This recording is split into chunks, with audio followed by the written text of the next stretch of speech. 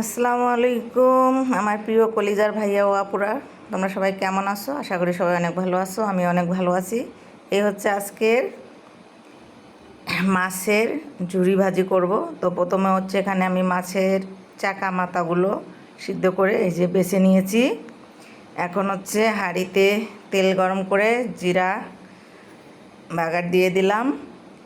এরপর হচ্ছে পেঁয়াজ কুচি আর মরিচ ফালি দিয়ে লাল করে ভেজে নেব। লাল করে ভেজে নেওয়া হয়ে গেছে। এখানে হচ্ছে পরিমাণ মতো সব মশলা রেখেছিলাম, জিরার গুঁড়ো, মরিচের গুঁড়ো, হলুদের গুঁড়ো, আদা রসুন পেঁয়াজ বাটা, লবণ সব কিছু দিয়ে ভালো করে কষিয়ে নিয়ে এই হচ্ছে কাটা বেছে রাখা মাছগুলো আমি এখানে দিয়ে দিলাম। তো এখন দিয়ে ভালো করে কষিয়ে নেব। তো এই হচ্ছে ভালো করে কষিয়ে নেওয়া হয়ে গিয়েছে। আর মাছটা যেহেতু ঝুরি ভাজি হবে একদম শুকনো শুকনো, সাথে কয়েকটা লেবু পাতাও দিয়ে দিলাম। তো একদম মশমশা করে ভাজি করব।